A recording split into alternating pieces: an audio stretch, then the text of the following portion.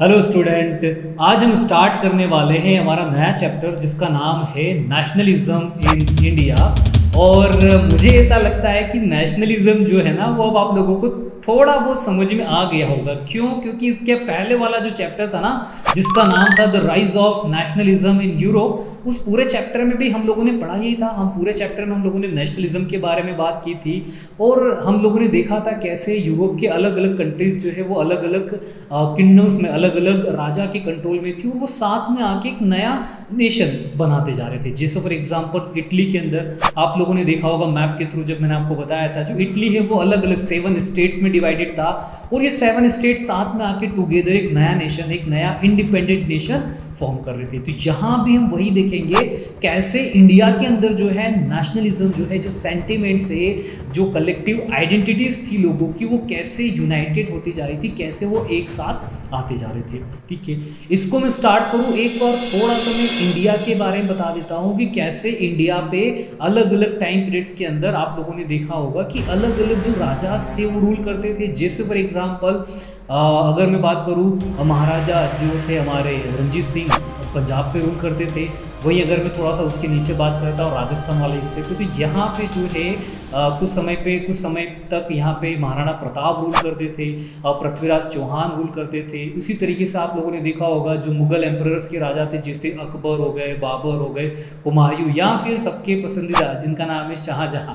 क्यों पसंदीदा है? क्योंकि इन्होंने शायद ताजमहल बनाया था, तो बहुत सारे बच्चों को, बहुत सारे लोगों को ताजमहल बहुत पसंद है, तो हो सकता है वो आपको पसंद आया होगा। इसी तरीके से एक और अगर मैं नीचे की बात करूँ, स्पेशली मराठास की बात करूँ, तो मराठास के सबसे फेमस जो राजा थे जिनका नाम था छत्रपति महाराजा छत्रपति शिवाजी महाराज, ये भी थे। तो एक चीज़ आप लोगों को समझ में आई होगी कि हमारे इंडिया पे भी अलग अलग राजा अलग अलग समय पे रूल करते थे। ये सब एक समय पे नहीं थे, किसी समय पे कोई अलग राजा रूल थे, किसी समय पे कोई अलग राजा रूल करते थे। ये चीज़ तो आप लोगों को एक समझ में आई होगी। सेकंड नंबर पे क्या हुआ कि 1757 के बाद से इंडिया पे जो है राजा जो थे ये तो रूल कर ही रहे थे, धीरे धीरे यहाँ पे ब्रिटिशर्स ने रूल करना स्टार्ट कर दिया था। और इसकी शुरुआत हो गई थी कहाँ से? 1757 में। 1757 में पहला एक जो बैटल है जो स्पेशली रॉबर्ट क्लाइव के नेतृत्व में लड़ा जाता है, किसके खिलाफ? सिराजुद्दौला के खिलाफ, जो बंगाल के उस समय नवाब थे। ठीक है, इन दोनों के बीच बैटल होता है और यहाँ से जो है धीरे धीरे ब्रिटिशर्स जो है वो इंडिया पे कंट्रोल करते जा रहे हैं। ठीक है, ये दूसरी चीज़ आपको समझ में आई होगी। और धीरे धीरे जो ब्रिटिशर्स है ना, ये बहुत बड़े एरिया पे, अगर आप मैप में देखोगे तो आपको दिखेगा इंडिया के ये बहुत बड़े हिस्से पे जो है ब्रिटिशर्स कंट्रोल करने लग जाते हैं। ठीक है, सो इंडिया का जो स्पेशली नेशनलिज्म का जो मूवमेंट है ये कहाँ से स्टार्ट होता है? तो इंडिया का नेशनलिज्म का movement specially anti colonial movements, मतलब जो ब्रिटिशर्स के अगेंस्ट जितने भी मूवमेंट्स हो रहे थे, ब्रिटिशर्स के अगेंस्ट जितने भी स्ट्रगल्स हो रहे थे ना, उन सारे स्ट्रगल्स को बोला जाता है स्पेशली एंटी कॉलोनियल मूवमेंट। क्यों बोला जाता है? क्योंकि इंडिया पे ब्रिटिशर रूल कर रहे थे और ब्रिटिशर्स की इंडिया एक कॉलोनीज थी। यहाँ पे ब्रिटिशर्स ने इंडिया को एक कॉलोनीज बना रखा था और यहाँ पे वो रूल करते थे। कॉलोनीज का मतलब यही होता है किसी पावरफुल गवर्नमेंट्स के थ्रू या किसी पावरफुल कंट्री के थ्रू किसी जो उससे कम पावरफुल है, कम रिच, उस एरिया को कंट्रोल करना, उसके ऊपर एक तरीके से कंट्रोल करता है पूरी तरीके से, स्पेशली उसकी पॉलिटिकल, इकोनॉमिकल कंडीशन और हर एक सिचुएशन के ऊपर वो कंट्रोल करता है, उसी को बोला जा सकता है कॉलोनीज। तो ये चीज़ हमको समझ में आई। अब इन्हीं स्ट्रगल्स के कारण क्या होता है, जो हम लोग किसके अगेंस्ट करते हैं? ब्रिटिशर्स के अगेंस्ट। आप लोगों ने देखा होगा ना, जो अंग्रेज होते हैं, जो गोरे लोग होते हैं, इनके अगेंस्ट हम लोग, हमारे बहुत सारे स्ट्रगल्स होते हैं। जो 1857 में भी आप लोगों ने सुना होगा, झांसी की रानी, इन सारे लोगों ने स्ट्रगल्स किए थे। फिर 1947 आते आते हम लोगों को जो है फाइनली ही ब्रिटिशर्स से फ्रीडम मिल जाती है। तो इस पूरे टाइम पीरियड के अंदर स्पेशली हम इस बुक के अंदर जो हमारा चैप्टर है, चैप्टर नंबर 2, यहाँ पे हम 1910 से मानो शायद आप 1920 से लेके तो 1930 या 35 तक की हम सारे सिचुएशंस को डिस्कस करेंगे कि इस टाइम के अंदर कैसे जो लोग हैं वो यूनाइटेड होते जा रहे हैं। यहाँ पे हम कोई फ्रीडम मूवमेंट को डिस्कस नहीं कर रहे हैं, यहाँ पे हम देख रहे हैं कि किसी मूवमेंट्स के कारण कैसे लोग एकजुट होते जा रहे हैं, कैसे यूनाइटेड होते जा रहे हैं, कैसे एक मास एजिटेशन, कैसे लोगों का बड़ा ग्रुप बनते जा रहा है, वो चीज़ हम यहाँ पे देखने वाले हैं। तो इस चैप्टर्स का आज का जो हमारा पहला टॉपिक है जिसका नाम है द फर्स्ट वर्ल्ड वॉर, खिलाफत एंड नॉन कॉपरेशन मूवमेंट। इस टॉपिक को स्टार्ट करूँ, सबसे पहले हम बात कर लेते हैं द फर्स्ट वर्ल्ड वॉर। ये फर्स्ट वर्ल्ड वॉर क्या है? ठीक है।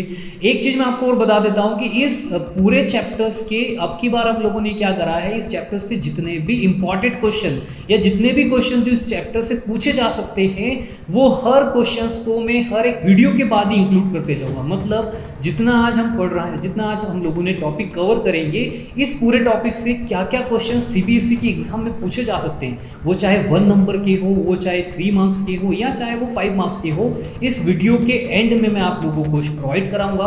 और आप चाहो तो उसका स्क्रीनशॉट लेके अपने पास रख सकते हो और उन्हीं क्वेश्चंस को आप लर्न भी कर सकते हो, ताकि आप लोगों के लिए ईजी रहेगा ना कि जो हम टॉपिक पढ़ रहे हैं उसी टॉपिक से रिलेटेड आप लोगों को क्वेश्चन मिल जाएंगे, तो आपको समझ में भी आएगा कि किन चीज़ों को आपको याद करना है और कितना टॉपिक आप लोगों को और किस तरीके से एग्जाम में पूछा जाता है। ठीक है। सो अब हम बात कर लेते हैं the first world war. First world war को सबसे पहले आप समझ लो कि फर्स्ट वर्ल्ड वॉर क्यों कहा जाता है, क्योंकि ये जो वॉर थी ना इतनी बड़ी वॉर थी कि इस वॉर के अंदर हर एक कंट्री, मैक्सिमम अगर मैं बात करूँ जितनी भी बड़ी बड़ी कंट्रीज थी वो सारी कंट्रीज इस वॉर के अंदर इंक्लूड थी। कैसे इंक्लूड थी तो आप देखोगे ना, उस समय अगर हम बात करें 1914 से ये जो वॉर स्टार्ट होती है और यूरोपियंस कंट्रीज के हर किसी ना किसी कंट्रीज में कॉलोनीज थी और वो सारी कॉलोनीज इस वॉर के अंदर या तो डायरेक्टली या फिर इनडायरेक्टली इंक्लूड थी। अब आप लोगों को समझ आपके माइंड में क्वेश्चन ये आ सकता है कि सर इस वॉर के अंदर किन किन कंट्रीज के बीच में ये वॉर हो रही थी। तो ये जो वॉर थी ना, बेसिकली वॉर हमेशा 2 ग्रुप के बीच होती है, एक ग्रुप ए साइड और सेकंड ग्रुप बी साइड। तो मैं यहाँ पे आपको बताता हूँ, इसमें 2 ग्रुप थे। पहला ग्रुप जिसको बोला जाता है सेंट्रल पावर, सेंट्रल पावर बोला जाता है। और सेंट्रल पावर के अंदर कौन कौन सी कंट्री थी? जो सेंट्रल पावर के अंदर मैं मेजर कंट्रीज के नाम बताऊं तो वो थी जर्मनी, सेकंड नंबर पे था Austria Hungarian emperor and third number पे था ऑटोमन एम्परर। ये 3 जो बड़े ग्रुप थे ये इस वॉर के अंदर एज अ सेंट्रल पावर थे। और इनसे लड़ने वाले कौन थे? तो इनसे लड़ने वाले भी जिन मेजर कंट्रीज की मैं बात करने वाला हूं उनके नाम थे ग्रेट ब्रिटेन, सेकेंड नंबर पे फ्रांस, थर्ड नंबर पे अगर आप देखोगे इटली एंड फोर्थ नंबर पे आप देख सकते हो यूनाइटेड स्टेट जो थे ये इस वॉर के अंदर थे, ग्रुप ए और ग्रुप बी के अंदर आप लोगों ने देखा। और इसके अलावा जो रिमेनिंग कंट्रीज है वो या तो डायरेक्टली या इनडायरेक्टली फॉर्म के अंदर थे। जैसे फॉर एग्जांपल जापान हो गया, चाइना हो गया, इंडिया हो गया, ये या तो डायरेक्टली या इनडायरेक्टली थे। जैसे हम इंडिया की बात करें तो इंडिया जो था ना, इंडिया पे उस समय कौन रूल करता था? तो आपको पता है इंडिया पे उस समय स्पेशली ब्रिटिशर रूल करते थे और ब्रिटिशर्स की कॉलोनीज होने के कारण हम भी इस वॉर में हमने भी पार्टिसिपेट किया था। और हम बेसिकली अलायंस ग्रुप, ये जो मित्र देशों का जो ग्रुप था ना जिसको बोला जाता है अलायंस ग्रुप, इस ग्रुप के साथ हम थे और हम भी इस वॉर के अंदर जो थे लड़ रहे थे। किसके खिलाफ? जर्मनी के, ऑटोमन एम्परर के और ऑस्ट्रिया हंगेरियन एम्परर के थ्रू। अब आप लोगों के माइंड में एक क्वेश्चन आना चाहिए कि सर ये वॉर आखिर स्टार्ट क्यों हुई, क्या रीजन था कि ये वर्ल्ड वॉर स्टार्ट हो जाती है?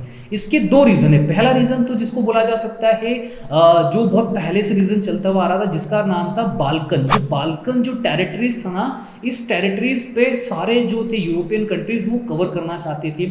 एक ये तो था जो बहुत साइलेंट जिसको बोल सकते हैं कि ये कहीं ना कहीं अंदरूनी एक मैटर था जो इस वॉर का रीजन था इसी। लेकिन इमीडिएट इस वॉर का जो एक्शन जिसको बोला जा सकता है ट्रिगर पॉइंट, वो ट्रिगर पॉइंट ये था स्पेशली ऑस्ट्रिया के एक राजा थे जिनका, या होने वाले राजा बोल सकते हैं, जिनका नाम था क्या नाम था, थोड़ा सा डिफरेंट नाम है, डिफिकल्ट नाम है, हाँ, आर्कड्यूक फ्रांस फर्डिनेंड। ये जो थे ना ऑस्ट्रिया के राजा, इनकी या होने वाले राजा जो थे इनकी डेथ या इनको मार दिया जाता है।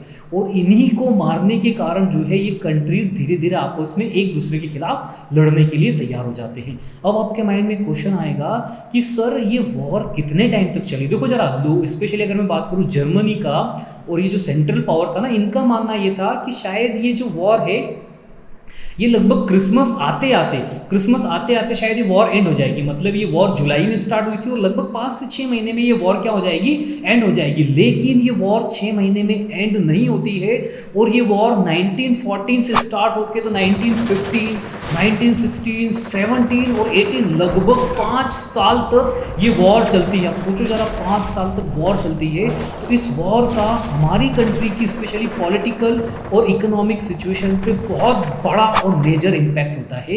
और इसी इम्पैक्ट के कारण हमारे कंट्रीज के अंदर बहुत सारे चेंजेस भी होते हैं। क्या इम्पैक्ट होता है उसको हम देख लेते हैं। सबसे पहले आप ये देखो जरा, इस वॉर के अंदर या कहीं भी वॉर होती है तो होता क्या है? देखो जरा, जब भी कहीं वॉर होती है तो उस वॉर के लिए सबसे पहले इसेंशियल या सबसे इंपॉर्टेंट क्या चीज़ों की रिक्वायरमेंट हो सकती है? तो आप बोलोगे सर सबसे पहले वॉर अगर कहीं हो रही है किसी भी कंट्री के बीच तो सोल्जर्स होना चाहिए।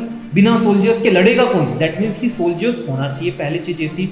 अब सोल्जर्स की फुलफिल या सोल्जर्स की जो रिक्वायरमेंट थी, इसको पूरा करने के लिए ब्रिटेन ने क्या करा, इंडिया के जितने भी यूथ से उन लोगों को जबरदस्ती, जिसको बोला जाता है फोर्सफुली रिक्रूटमेंट किया जाता है, जिसे नेपोलियन ने किया था ना, एग्जैक्टली यहाँ पे भी ब्रिटिशर्स करते हैं। पर ब्रिटिशर इस तरीके से नहीं करते, ब्रिटिशर इस तरीके से डायरेक्टली इन लोगों को रिक्रूट नहीं करते, ये थोड़ा सा और एक क्लेवर तरीका बोल सकता हूँ, जिसको बोल सकता है ना बिल्कुल मक्खन लगा के, बटर लगा के बॉटल में उतारने जैसा काम करते हैं। ये क्या करते हैं, ये इंडिया के जितने भी पॉलिटिकल लीडर्स थे या जो पीजेंट थे, इनको एक फेक कमिटमेंट भी करते हैं साथ साथ में। कैसा कमिटमेंट करते हैं कि आप आइए इस वर्ल्ड वॉर के अंदर, आप अगर हमारी हेल्प करेंगे और अगर हम इस वर्ल्ड वॉर को जीत जाएंगे, तब हम आपकी कंट्री को और हम आपके रीजन को शायद यहाँ से छोड़ के चले जाएंगे, या फिर इंडिया को जो है हम एक अलग स्टेटस प्रोवाइड करा देंगे। इस तरीके से वो फेक कमिटमेंट भी करते थे। लोगों को लगा शायद ऐसा कर सकते हैं, तो पहली चीज़ तो ये हो गई। सेकंड नंबर पे आप सोचो जरा, वॉर के अंदर सेकंड किस चीज़ की रिक्वायरमेंट पड़ेगी? तो सेकंड सर हमारे पास मिलिट्री सोल्जर्स तो आ गए हैं, अब हम लोगों को रिक्वायरमेंट है स्पेशली वेपन्स। नहीं तो लड़ेंगे किससे? आप सोचो ना जरा, कि डिशुम डिशुम तो करने से रहे नहीं कि वो उधर से हाथ मार रहा है डिशुम, तो इधर से भी हीरो मारेगा, फिर हमारे जो है जर्मनी वाले ये भी मारेंगे डिशुम। मतलब इस तरीके से वॉर लड़ी नहीं जा सकती। किस चीज़ की रिक्वायरमेंट है? वेपन्स की। ये जो अच्छा हुआ है कि ये वॉर जो है कब हो रही है? 1920 में हो रही है। अच्छा हुआ ये 2020 में नहीं है। अगर 2020 में होती तो हमारे स्पेशली जो साउथ के हीरोज़ है ना, वो तो शायद अकेले इन 2-3 हीरो जाके निपटा सकते थे। क्यों? क्योंकि हमारे साउथ के जितने भी हीरो हैं, आप लोगों ने देखा होगा, वो शायद एक एक हीरो 100-200 आदमी को तो अकेले ही निपटा देता है। और साउथ के फेमस हीरो की बात करें तो शायद वो तो 1000-2000 लोगों को एक साथ वॉर के अंदर निपटा सकते हैं, मतलब उनको हरा सकते हैं। ठीक है, ये तो थोड़ी मूवीज़ की बात कर ली, लेकिन रियलिटीज़ में देखिए जरा, तो वॉर्स के लिए हमको क्या रिक्वायरमेंट है? वेपन्स की रिक्वायरमेंट। और वेपन्स कहाँ से आएंगे? वेपन्स तो ऐसा तो है नहीं कि जहाँ पे लगे हुए उसको तोड़ा और लेके चले गए। वेपन्स के लिए हम लोगों को रिक्वायरमेंट पड़ेगी, या तो बनाने पड़ेंगे या फिर परचेस करना पड़ेगा। और परचेस करने के लिए चाहिए पैसा। पैसा जो ना सबसे इंपॉर्टेंट होता है। बाप बड़ा ना भैया, सबसे बड़ा रुपया। और रुपया मीन्स कि पैसे की रिक्वायरमेंट है। और पैसा कहाँ से आएगा? ये रिक्वायरमेंट किसको थी? ब्रिटिशर्स को भी थी, जर्मन्स को भी थी। तो ब्रिटिशर्स ने क्या करा, अपनी जो मनी की रिक्वायरमेंट थी, जो स्पेशली जो ब्रिटिशर्स का जो एक्सपेंस था, डिफेंस एक्सपेंस जो इंक्रीज हो रहा था, उसको कवर अप करने के लिए, उसको फुलफिल करने के लिए ब्रिटिशर्स क्या करते हैं, इंडिया के अंदर टैक्स को इंक्रीज कर देते हैं। टैक्स या रेवेन्यूज जहां से जनरेट किया जा सकता है, वहां पे ब्रिटिशर्स क्या करते हैं, टैक्स को इंक्रीज कर देते हैं। मतलब इंडिया पे दो प्रॉब्लम हो गई। पहला हम लोगों ने देखा ब्रिटिशर्स ने क्या करा था, फोर्सफुली रिक्रूटमेंट किया जा रहा था यूथ्स का। ठीक है। सेकेंड नंबर पे हम लोगों ने देखा कि इन्होंने क्या करा, अब स्पेशली टैक्स या रेवेन्यूज को भी इंक्रीज कर देता। सोचो जरा, लोगों के पास पैसा तो है नहीं, और ब्रिटिशर ने और लगान, जो बोले चाहता लगान वसूली जो करते हैं, लगान को डबल करके बढ़ा दिया गया। ये चीज करी। इसी टाइम पीरियड के अंदर और प्रॉब्लम आ रही है। देखो, प्रॉब्लम या जो मुसीबत आती है ना, ये अकेले नहीं आती, एक साथ 4-5 चीज़ों को लेके आ रही है। इनके 4-5 दोस्त जरूर होते हैं हमेशा मुसीबत की। आप देखना जरा, आपकी एग्जाम में भी आप लोगों ने नोटिस किया होगा, जब आपको कोई चीज़ नहीं आती और आप आगे पीछे दाएं बाएं देखते हो ना, तो आपको बच्चों से ज़्यादा तो टीचर्स दिखते हैं, जो आपको बार बार टोकते हैं कि प्लीज़ कीप क्वाइट, साइलेंटली बैठो, आगे पीछे मत देखो। ठीक है। तो यहाँ भी ऐसा ही था। यहाँ पे क्या होता है, दो चीज़ मैंने आपको बता दी। थर्ड नंबर पे ये होता है कि अगर मैं बात करता हूँ, जो फूड की प्राइस थी, वो फूड की प्राइस भी इंक्रीज होकर डबल हो जाती है लगभग 4 से 5 या 5 सालों के अंदर। मतलब 1913 से लेके तो 1918 आते आते फूड की प्राइस डबल हो जाती है। आप लोगों को सुनने में बहुत आसान लग रहा होगा, इजी लग रहा होगा डबल। इसको मैं एग्जांपल से बताता हूँ। सोचो जरा, जो चीज़ पहले 10,000 रुपये की मिल रही थी, अब वही चीज़ 20,000 की हो गई। मतलब प्राइस डबल होती जा रही। जो चीज़ आप पहले 1 लाख रुपए में परचेस कर रहे थे, अब उसी चीज़ की प्राइस 2 लाख हो गई। मतलब प्राइस जस्ट डबल हो गई इन्हीं 5 से 7 सालों के अंदर, और इसका भी बहुत बड़ा इंपैक्ट होता है। ये तीसरी चीज़ हम लोगों ने देखी। फोर्थ नंबर की बात करें तो यहाँ पे क्या होता है, इंडिया पे स्पेशली जो इंडिया की, अगर मैं पीजेंट्स की बात करूँ, इंडिया के जो किसानों की बात करूँ ना, तो इंडिया के सारे किसान जो हमेशा बादल मीन्स बादल से मतलब बारिश पे जो है वो उसी पे डिपेंडेंट है। किस चीज़ के लिए? एग्रीकल्चर्स के लिए, फसल के लिए या क्रॉप्स के लिए। और हमारी जितनी भी एग्रीकल्चर्स की जाती, जितनी भी हमारी फसल्स होती है, वो सभी की सभी फसल किस पे डिपेंड है? वो सारी की सारी फसल्स जो है स्पेशली पानी पे डिपेंडेंट है। और कौन सा पानी? Rain water. हो सकता है उस टाइम पीरियड के अंदर अगर हम बात करें तो हमारे यहाँ पे इतनी ज़्यादा अच्छी तरीके से बारिश नहीं होती, जिसके कारण क्रॉप फेलियर, फसल भी खराब हो जाती है। मतलब चौथा बड़ा प्रॉब्लम आ जाता है कि क्रॉप फेलियर भी हो जाते हैं। ये सब भी ठीक था, इसके साथ साथ एक और प्रॉब्लम आ जाती है। आप बोलोगे सर कितनी प्रॉब्लम है, एक साथ फिर बता देते।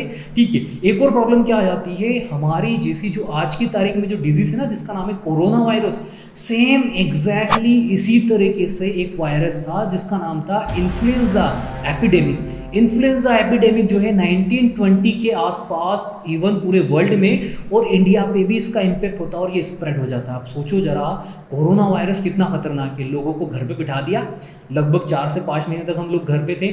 आप लोगों के माइंड में क्वेश्चन आ सकता है, क्या सर उस समय भी लॉकडाउन लगा था? नहीं, उस समय इस तरीके से गवर्नमेंट ने एक्शन नहीं लिया था कि कहीं लॉकडाउन लगाए, लेकिन ये चीज़ें कि उस समय लोगों की डेथ जो थी, लोगों की जो मृत्यु या जो लोगों की मौत हुई थी वो बहुत ज़्यादा हुई थी। इस बार तो गवर्नमेंट ने क्या करा कि लॉकडाउन लगा के लोगों की जो डेथ का रेशियो था या जो डेथ के आंकड़े थे इसको कहीं ना कहीं मेंटेन करके रखा है। इतनी ज़्यादा डेथ होने नहीं दी लोगों की, लेकिन उस समय ऐसा नहीं करा था, जिसके कारण उस इन्फ्लुएंजा एपिडेमिक और फूड शॉर्टेज जो नहीं था, फूड शॉर्टेज जो क्रॉप फेलियर्स हो गया था, जिसके कारण फूड शॉर्टेज हो जाती है, जिसके कारण लोगों की लगभग उस समय पे बहुत बड़ी संख्या में डेथ हो जाती है। अब आप लोगों की कितनी संख्या में, तो इसके लिए मैं आपको एक चीज़ बताता हूँ। देखो होता क्या है, हर बार या हर 10 साल के अंदर हर कंट्री में, स्पेशली हमारी इंडिया की बात करें तो हमारी इंडिया की जो है पॉपुलेशन काउंट की जाती है, जिसको बोला जाता है सेंसस। तो हमारी इंडिया की जब 1921 की सेंसस या पॉपुलेशन को काउंट किया गया, तब हम लोगों को पता चला कि हमारे इंडिया के लगभग 1 करोड़ 20 लाख से लेके तो 1 करोड़ 30 लाख, मतलब 12 मिलियन टू 13 मिलियंस लोगों की डेथ हो गई है। किसके कारण? इस एपिडेमिक, इन्फ्लुएंजा एपिडेमिक या फिर फेमाइन। फेमाइन का मतलब होता है कि लॉन्ग टाइम तक, लंबे समय तक लोगों को खाने की चीज़ें नहीं मिले, जिसके कारण उनकी डेथ हो जाती है। इतनी सारी जो प्रॉब्लम्स थी हमारे इंडिया पे इस वर्ल्ड वॉर के कारण हो रही थी। क्या क्या बड़ी बड़ी प्रॉब्लम हो रही थी, तो हम लोगों ने देखा कि इस वर्ल्ड वॉर के कारण ब्रिटिशर्स क्या करते हैं, इंडिया पे सबसे पहले टैक्स या रेवेन्यूज जो उनको चाहिए था जनरेट करना था, उसके लिए वो टैक्स इंक्रीज करते हैं। सेकेंड नंबर पे हम लोगों ने देखा था कि वो फोर्सफुली रिक्रूटमेंट कर रहे थे, किनका? स्पेशली यूथ्स का। जो भी बच्चे अच्छे बड़े दिखते हैं, हट्टे कट्टे जवान लोग थे ना, उनको जबरदस्ती आर्मी में जो था या फोर्सफुली रिक्रूट किया जा रहा था कि भाई चल तेरे को लड़ना पड़ेगा। थर्ड नंबर की बात करें तो इसी टाइम पीरियड के अंदर फूड प्राइसेस जो डबल हो गए, मतलब जो 1913 में जो 4 आने में मिल रहा था, अब वही चीज़ अब 8 आने में मिल रहा है। क्यों? क्योंकि उस समय 4 आने, 8 आने, 1 आने, 2 आने ऐसी ही करेंसी चलती थी इंडिया की।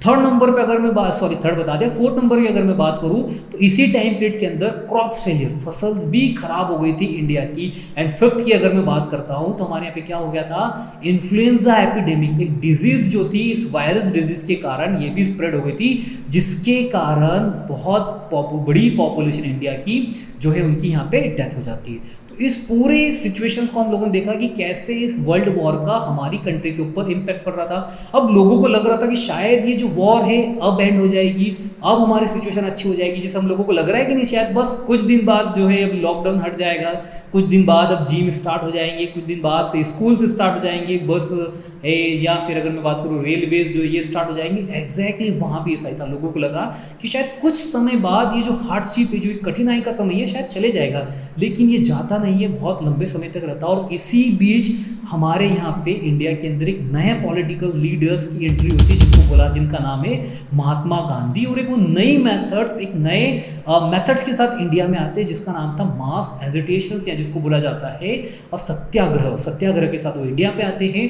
और इस इंडिया में आने के बाद वो नए नए मूवमेंट्स को स्टार्ट करते हैं, लोगों को यूनाइटेड करते हैं। सो उम्मीद करता हूँ कि आपको ये आज का टॉपिक समझ में आया होगा। अगर आपको ये आज का वीडियो पसंद आए तो आप लाइक कर सकते हैं, और कमेंट करने का टाइम रहे तो कमेंट भी कर सकते हैं। साथ ही इस वीडियो के एंड में अब मेरे बात आप देखोगे, इस जितना टॉपिक हम लोगों ने कवर करा है, इस टॉपिक से रिलेटेड जो भी क्वेश्चंस एग्जाम में पूछे जा सकते हैं उसको मैंने यहाँ पे इंक्लूड किया है। Thank you so much.